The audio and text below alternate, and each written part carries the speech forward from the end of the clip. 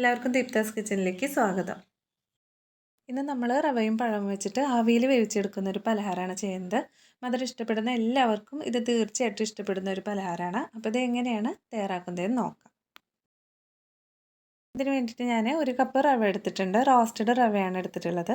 ഇനി ഇത് മിക്സിയുടെ ജാറിലിട്ട് ചെറുതായിട്ടൊന്ന് പൊടിച്ചെടുക്കണം. നല്ല ഫൈനായിട്ട് പൊടിച്ചെടുക്കേണ്ട ആവശ്യമൊന്നുമില്ല. പകുതിയോളം ഒന്ന് പൊടിഞ്ഞ് കിട്ടിയാലും മതി. റവ ഒന്ന് പൊടിച്ചെടുത്തിട്ടുണ്ട്. അപ്പോൾ ഈ ഒരു മിക്സൊക്കെ തയ്യാറാക്കാനായിട്ട് ഞാനൊരു ബൗൾ എടുത്തിട്ടുണ്ട്. അപ്പോൾ ഈ റവ നമുക്ക് ബൗളിലേക്ക് ഇട്ട് കൊടുക്കാം. ഇനി ഇതേ ജാറിൽ തന്നെ നമുക്ക് പഞ്ചസാര ഒന്ന് പൊടിച്ചെടുക്കാം. 1/2 കപ്പ് പഞ്ചസാരയാണ് എടുത്തിട്ടുള്ളത്. ഇതിലേക്ക് 3 ഏലക്കായുടെ കുരു ഞാൻ ചേർത്ത് കൊടുക്കുന്നുണ്ട്. ഇതും കൂടി ചേർത്ത് നന്നായിട്ടൊന്ന് പൊടിച്ചെടുക്കാം. പഞ്ചസാര നല്ല ഫൈനായിട്ട് തന്നെ പൊടിച്ചെടുത്തിട്ടുണ്ട്. ഇത് നമുക്ക് ഈ ബൗളിലേക്ക് ഇട്ട് കൊടുക്കാം. ഇതേ ജാറിലേക്ക് തന്നെ ഞാൻ ഒരു ചെറിയ നേന്ത്രപ്പഴം ഒന്ന് കട്ട് ചെയ്തിട്ട് ചേർത്ത് കൊടുക്കുന്നുണ്ട്. അത് നന്നായിട്ട് അരച്ചെടുക്കണം. 1/4 കപ്പ് പാലും കൂടി ചേർത്തിട്ടാണ് അരച്ചെടുക്കുന്നത്. നന്നായിട്ട് അരച്ചെടുത്തിട്ടുണ്ട്. ഈ ഒരു മിക്സും നമുക്ക് ഈ ബൗളിലേക്ക് തന്നെ ഒഴിച്ചു കൊടുക്കാം.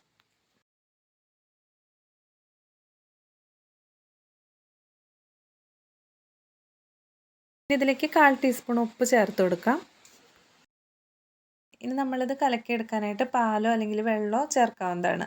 ഞാൻ 1/4 കപ്പ് പാല് പഴം അടിച്ചെടുക്കുന്ന സമയത്ത് ചേർത്തിട്ടുണ്ടായിരുന്നു. ബാക്കി ഞാനിതിലേക്ക് വെള്ളം ചേർത്തിട്ടാണ് മിക്സ് ചെയ്തെടുക്കുന്നത്. ഇനി ഇതിലേക്ക് 1 ടീസ്പൂൺ നെയ്യ് ചേർത്ത് കൊടുക്കുന്നുണ്ട്. നെയ്യ് അല്ലെങ്കിൽ സൺഫ്ലവർ ഓയിൽ ചേർത്ത് കൊടുക്കാം. പിന്നെ ഞാൻ കുറച്ച് നാളികേരക്കൊത്ത് വറുത്തെടുത്തിട്ടുണ്ടായിരുന്നു. അപ്പോൾ അതിൻ്റെ ബാക്കി വന്നിട്ടുള്ള കുറച്ച് നെയ്യും കൂടി ഇതിലേക്ക് ചേർക്കുന്നുണ്ട്.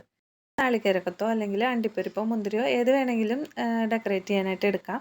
അപ്പോൾ മൊത്തം ഞാൻ 1.5 ടേബിൾ സ്പൂണോളം നെയ്യ് ഇതിലേക്ക് ചേർത്തിട്ടുണ്ട്. ഇനി റവയൊക്കെ കുതിർന്നിട്ട് ഒന്ന് സോഫ്റ്റായിട്ട് കിട്ടണം. അതിന് വേണ്ടിയിട്ട് ഒരു അരമണിക്കൂർ ഒന്ന് വെയിറ്റ് ചെയ്യാം. സമയമുണ്ടെങ്കിൽ 1 മണിക്കൂർ വരെ റെസ്റ്റ് ചെയ്യാൻ വെക്കുകയാണെങ്കിൽ കൂടുതൽ നല്ലതായിരിക്കും. പലഹാരം നല്ല സോഫ്റ്റായിട്ട് തന്നെ നമുക്ക് കിട്ടും. ഞാനിവിടെ 1 മണിക്കൂർ റെസ്റ്റ് ചെയ്യാനായിട്ട് വെച്ചിട്ടുണ്ടായിരുന്നു. ഇനി ഈ ഒരു സമയത്ത് ബാറ്റർ കുറച്ച് തിക്കായിട്ട് പോവുകയാണെങ്കിൽ കുറച്ച് പാലോ വെള്ളം ഒഴിച്ചിട്ടൊന്ന് ലൂസാക്കി എടുക്കാം. ഇനി ഇതിലേക്ക് ഒരു 1/4 ടീസ്പൂണിൻ്റെ പകുതി അളവിൽ ബേക്കിംഗ് സോഡ ചേർത്ത് കൊടുക്കുന്നുണ്ട്. കണ്ടോ, ഈ ഒരു പാകത്തിലാണ് നമ്മുടെ ബാറ്റർ ഇരിക്കേണ്ടത്. ഇനി ഒരു സ്റ്റീലിൻ്റെ പ്ലേറ്റിൽ കുറച്ച് ഓയിലൊന്ന് തടവി വെച്ചിട്ടുണ്ടായിരുന്നു. ഇതിലേക്ക് നമുക്ക് ഈ ബാറ്റർ ഒഴിച്ച് കൊടുക്കാം.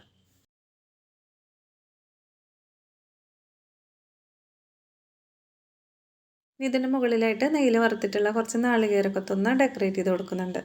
നിങ്ങൾക്ക് വേണമെങ്കിൽ അണ്ടിപ്പരിപ്പോ കിസ്മിസോ നിങ്ങളുടെ ഇഷ്ടത്തിനനുസരിച്ചിട്ട് ഇട്ട് കൊടുക്കാം. ഇനി ഇത് 20 മിനിറ്റ് വരെ സ്റ്റീം ചെയ്തെടുക്കാം.